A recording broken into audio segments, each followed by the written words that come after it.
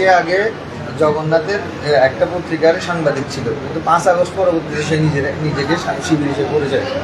তার মানে তো হলো আগে সাংবাদিক ছিল, ছাত্রলীগ হিসেবে ছাত্রলীগ হিসেবে সে সাংবাদিকই ছিল, কিন্তু 5 তারিখ পরবর্তী প্রেক্ষাপটে সে নিজেকে শিবির হিসেবে পরিচয় দেওয়া শুরু করছে।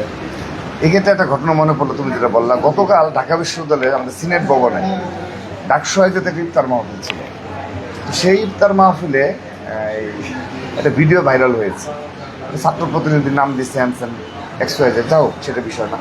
তো একটা দেখলাম ভিডিও ভাইরাল হয়েছে যে 4:30 5টার সময় তো কোনো গেস্ট যায়নি, যখন শুধুমাত্র ওই ডাকসু কিংবা শিবিরের 5-7 জন গিয়েছে, কিন্তু অনলাইন সাংবাদিক অলরেডি 15 থেকে 20 জন গিয়ে উপস্থিত নিচে গিয়ে বসে পড়ছে।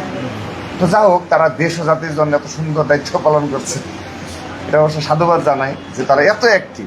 কিন্তু এই অ্যাক্টিভনেসের পিছনে তুমি যে ঘটনা অবতারণা করলে, যে আগে ছিল অনলাইন সাংবাদিক, পরবর্তী শিবির নেতা, এর আগে কোনোদিন সে পরিচয় দেয় না, মানে গুনাহ করেও তারা পারলে শিবির এগেনস্টে কথাবার্তা বলতো। সেটা সবসময় আমরা আরেকটা নিউজ করছিলাম, সেটা হচ্ছে গোপনে শব্দ ফলে মরিয়া শিবির।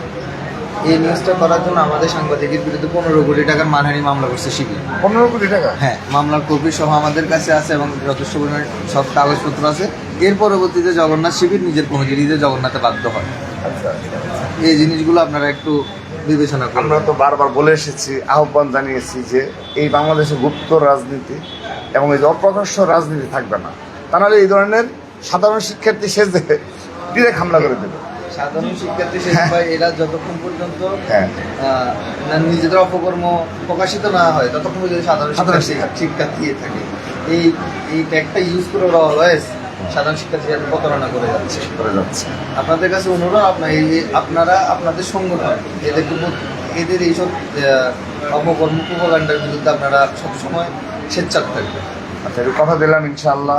আমরা জুলাই আগস্ট গণঅভ্যুত্থানের যে স্পিরিট, ইনশাআল্লাহ ছাত্রদল নিয়ে কোনো সাংবাদিক সমিতি পরের কথা, 1-2 জন সাংবাদিক ব্যক্তিগত কিংবা ডিপার্টমেন্টের কারণে একটি ঘটনা ঘটেছে, আমরা কিন্তু তাৎক্ষণিক ব্যবস্থা নিয়েছি পুরো 1.5 বছরে। আর সেখানে একটি জাতীয় সংসদ নির্বাচনে পুরো বাংলাদেশে খুব সুন্দরভাবে সম্পন্ন হয়েছে, সাংবাদিকদের নিয়ে কোনো হামলা কিংবা ওই ধরনের কোনো হয়নি আল্লাহর রহমতে। কিন্তু জগন্নাথ বিশ্ববিদ্যালয়ের মানে আমি শুধু খালি গতকাল এটা ভেবেছি যে তাদের মানে কত বড় মানে স্পর্ধা হয়েছে যে সরাসরি সশরীরে গিয়ে হামলা করে সন্ত্রাসী কার্যকলাপ। সম্প্রতি ভাই 2টা স্ক্রিনশট ভাইরাল হয়েছে, এখানে শিবিরের যোগসু নির্বাচনের সময় শিবির কি মানে সাংবাদিক সেজে নাম এবং নাম্বার সহ হোয়াটসঅ্যাপ গ্রুপের স্ক্রিনশট ভাইরাল হয়েছে। সেখানে জুনায়েদ এবং শাকিরুল, দৈনিক কালের কণ্ঠের প্রতিনিধি এবং দৈনিক যুগান্তরের প্রতিনিধি স্ক্রিনশট ভাইরাল হয়েছে। ওরা সাংবাদিক ফোরামের পরিচালক শিবিরের, এবং ওরা প্রথমে আমাদের উপর স্ট্যাম্প নিয়ে হামলা করছে এই দুইজনই, জুনায়েদ এবং শাকিরুল, পরবর্তীতে মুশফিক ইমন। এই 3 জনে আমাদের উপর প্রথমে হামলা করছে। আমরা শুধু জিজ্ঞেস করতে গেছিলাম আমাদের 35 জনকে সাংবাদিক সমিতির একপাক্ষিক ইলেকশনে কেন বাদ দেওয়া হয়েছিল। আমরা জাস্ট এই জিনিসটা জানার জন্য গেছিলাম। আমাদের বাংলাদেশ প্রতিদিন, প্রথম আলো, বাসস, যাই দিন, সমকালের মতো পত্রিকা কী কারণে বাদ গেছিল, আমরা জাস্ট শুধু আমাদের জিনিসটা জানতে চাইছিলাম। আচ্ছা, কতজন থেকে বাদ দেওয়া হয়েছিল?